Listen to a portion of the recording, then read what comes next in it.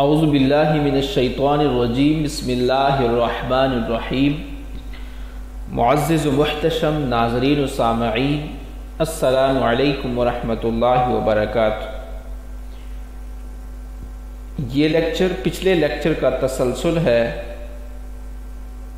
اور ہمارا موضوع ہے دین ہر شعبہ زندگی پر محیط ہے، یعنی زندگی کا کوئی بھی گوشہ اور رخ جس کا تعلق چاہے فرد سے ہو، اجتماعی، معاشرتی، قومی اور بین الاقوامی زندگی سے ہو، یا تجارت، لین دین، امن و جنگ اور صلح کے معاملات سے، کسی حال میں اسلام کے دائرہ کار سے باہر نہیں ہے۔ نجی سطح سے لے کر بین الاقوامی سطح تک پوری زندگی ایک اکائی ہے، اور دین اس پر اس طرح سے حاوی ہے کہ اس کے کسی جزو کا کل سے جدا کرنا ممکن نہیں ہے۔ کوئی لمحہ زندگی کہ شب روز کا ایسا نہیں ہے جس کا دین سے براہ راست تعلق نہ ہو۔ لیکن کتنا بڑا المیہ ہے کہ ہم مارکیٹ میں کاروبار کرتے وقت شادی بیاہ اور دوسری دنیاوی رسموں کو ادا کرتے ہوئے اور مسجد سے باہر گزرنے والی پوری زندگی میں دین سے بیگانہ اور لا تعلق ہو جاتے ہیں، اور ہمیں مطلقاً خیال تک نہیں آتا کہ شریعت میں اس کے بارے میں بھی مفصل احکام موجود ہیں جن کا ہمیں ذرہ بھر بھی پاس نہیں ہے۔ معزز ناظرین، اس ضمن میں حضور اکرم صلی اللہ علیہ وسلم کا جو ارشاد پاک ہے، آپ نے فرمایا لا یؤمن احدکم حتی یکون ہواہ تبعا لما جئت بہ، کہ تم میں سے کوئی شخص اس وقت تک مومن نہیں ہو سکتا جب تک کہ اس کی خواہشات اس شریعت کے تابع نہ ہو جائیں جو میں لے کر آیا۔ اس حدیث مبارکہ کی روح سے کوئی شخص اس وقت تک حقیقی ایمان کا دعویٰ نہیں کر سکتا جب تک وہ اپنی تمام خواہشات کو ترک کر کے مکمل طور پر دین کو اختیار نہ کر لے۔ ہمیں بتایا جا رہا ہے کہ تمہارے اندر اس وقت تک ایمان پختہ اور راسخ ہو ہی نہیں سکتا جب تک تمہاری خواہشیں، تمہاری آرزوئیں اور تمہارے ارادے اور تمہاری پوری کی پوری زندگی دین کے قالب میں نہ ڈل جائے۔ اب یہ کتنا بڑا تضاد ہے کہ ہم مسلمان کہلاتے ہیں اور ایماندار ہونے کے بڑے بڑے دعوے بھی کرتے ہیں، لیکن دنیا بھر میں ذلیل و رسوا بھی ہو رہے ہیں۔ کبھی ہم نے سوچا کہ کفر کے مقابلے میں ہمیں ہر محاذ پر شکست اور ہزیمت کا سامنا کیوں ہے؟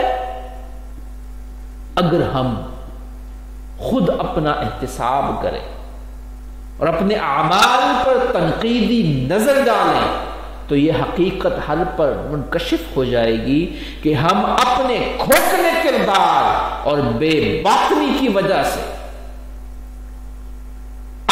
اسلامی تعلیمات کا مذاق اڑانے کا موجب بن رہے ہیں۔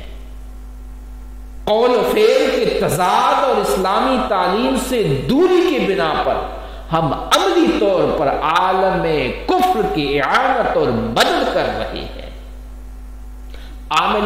عالم کفر تو خیر کام ہی اسلام کی دشمنی کا کرتا ہے، لیکن منافقت اور تضاد پر مبنی اپنے اعمال کے باعث ہم اسلام کو کفر سے کہیں زیادہ نقصان پہنچا رہے ہیں۔ ہمارا حال یہ ہے کہ ایک قدم اسلام کی طرف بڑھتا ہے تو دوسرا کفر کی طرف۔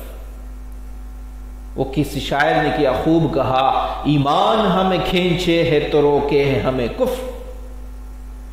اس صورتحال کو بدلنے کے لیے ہمیں چاہیے کہ ہم اپنے اعمال کا مسلسل محاسبہ کرتے رہیں اور صرف اسلام کا نام لینے پر ہی اکتفا نہ کریں، بلکہ قرآن و سنت کے اتباع میں وہ حقیقی ایماندار اور شاندار زندگی بسر کریں جن کا مکمل نمونہ سیرت نبوی صلی اللہ علیہ وآلہ وسلم کی صورت میں ہمارے سامنے ہے۔ اس سلسلے میں ایک تاریخی واقعے کا حوالہ دینا چاہوں گا۔ سیدنا فاروق اعظم رضی اللہ عنہ کے سامنے کسی شخص نے مقدمہ پیش کیا۔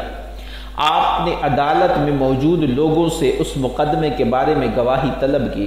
ایک صحابی رضی اللہ عنہ نے کہا کہ میں اس کا گواہ ہوں۔ آپ نے پھر استفسار فرمایا کہ کوئی ہے جو یہ گواہی دے کہ اس کی شہادت قابل قبول ہے؟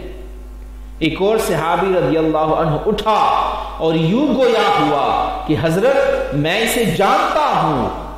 آپ نے وضاحت طلب کی تو اس نے کہا کہ وہ مسجد میں 5 وقت حاضر ہوتا ہے، نماز کبھی قضا نہیں کرتا، اس لیے میں گواہی دیتا ہوں کہ اس کی شہادت قبول کر لی جائے۔ حضرت عمر رضی اللہ عنہ نے یہ سن کر اس سے سوال کیا، کیا تمہیں اس کے پڑوس میں رہنے کا اتفاق ہوا؟ کبھی دنیاوی معاملات میں اس سے سابقہ پڑا یا کبھی اس کے ساتھ اکٹھا سفر کرنے کا موقع ملا؟ اس نے ہر بات کا نفی میں جواب دیا تو آپ رضی اللہ عنہ نے فرمایا کہ تم نے اس کی زندگی کا صرف ایک پہلو دیکھا ہے جو اس کے مسجد میں جانے اور نماز روزے تک محدود ہے۔ تمہیں اس کے باقی زندگی کے بارے میں جو مسجد سے باہر گزرتی ہے کوئی خبر نہیں ہے کہ وہ عملاً بھی مسلمان ہے یا نہیں۔ اس سے یہ معلوم ہوا کہ مسلمان کی پہچان صرف نماز، روزہ اور ظاہری عبادات کے حوالے سے نہیں ہے، بلکہ اس کی پوری معاشرتی زندگی کے حوالے سے ہوتی ہے۔ حضور اکرم صلی اللہ علیہ وسلم نے ایک مسلمان کی تعریف یوں بیان فرمائی ہے کہ مسلمان وہ ہے جس کی زبان اور ہاتھ سے دوسرے مسلمان محفوظ رہے۔ اگر کوئی مسلمانی کے اس معیار پر پورا نہیں اترتا تو اسے جان لینا چاہیے کہ وہ برائے نام مسلمان ہے اور ابھی ایمان نے اس کے باطن میں سرایت نہیں کیا۔